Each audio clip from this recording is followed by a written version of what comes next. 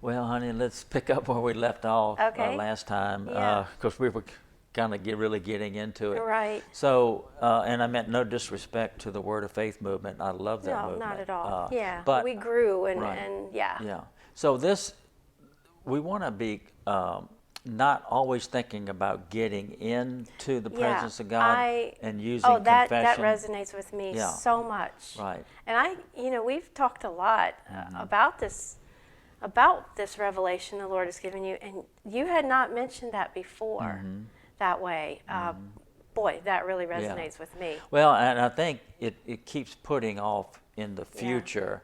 And we ended up kind of camping in our thought life about, well, I'm going to make a confession. I'm going to confess that Yeah. I'm going to the secret place, Yeah. or I will live in the secret place. So you end up still not there. And so to me, living somewhere is what he's talking about. He who dwells in the secret place of the Most High. It's very similar to the John 15 language when Jesus said, if you abide in me Yeah. and I in you, Right. you will bring forth much fruit. So, let me give this example, might help. It is that I get up in the morning and and my first thoughts are, coffee is my second one, but my first thought is God, Jesus, the kingdom, the realm, and I'm getting ready to awaken out of sleep and enter in to what I live in every day, all day, and then my last thought at night is, I have lived in His kingdom. Have I done it perfectly? No. No. Have I been fully present always? No. But most believers, or some of us, are satisfied with a consciousness of God that I'm born again, Yeah. and that I go to church and I give and I do some things. And maybe we live here on the farm, and my daughter and her husband and our 5 grandchildren live 500 feet away. So we can see them up on the hill laughing and playing, Right. but I can't see their eyes. I can't see their faces. I can hear them laughing and squealing and playing and running. And so there's a consciousness there. Right. There's a reality. Right. There's an awareness. They are there. They're there, right. But if I walk up that hill 500 You're feet, with I them. can see their eyes. Yeah. I can hear their voice. I can touch them. And it's another whole realm of reality Right. and of consciousness.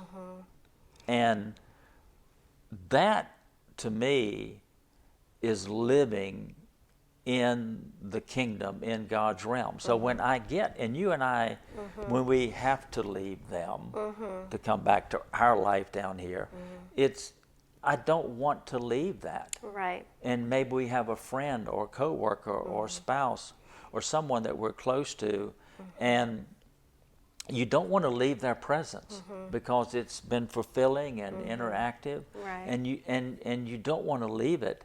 And so once you start living in the realm that God lives in, which is the present in the now, you get to where you're not just confessing that you're getting there. Yeah. You are now speaking from that place. that life that you're living with Him. So a whole new worship comes, deep thoughts come, words come, a vocabulary comes. There's a countenance, there's a restfulness, there's a humility, there's a joy, a wisdom, a grace, a pace of life. Remember that book I was telling you about? Right. The God who walks 3 miles an hour? That whole new kingdom realm pace. Right. And wow, that's attractive to me. Absolutely. So I think,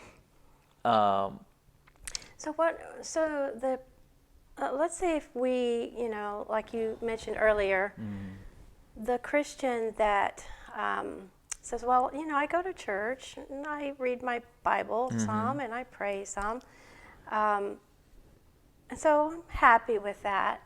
So when we're at that place and something big happens, something stressful happens, is that enough to sustain Yeah, because you're not really living there, because you've kind of delineated that I go to church and sometimes I pray and sometimes I read the Bible. So it's not really what we would call, I love what Larry Tomczak says, loving lifestyle evangelism, loving lifestyle worship, humility, restfulness, time with God. So when you live in His realm and that realm begins to live in you,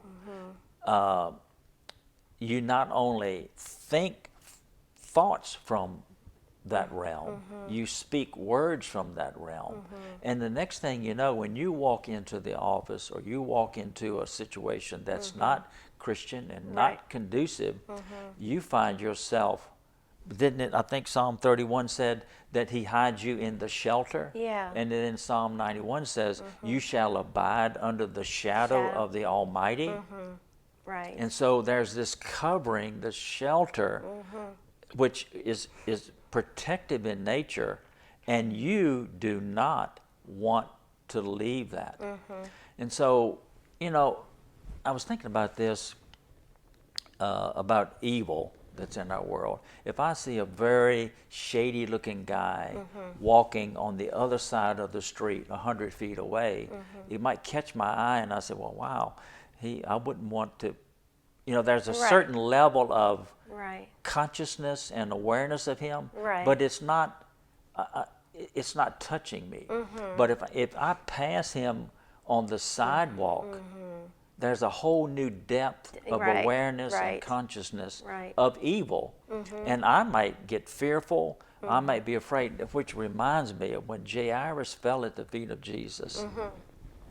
And he said, my daughter is dying, come and heal her, that she may live.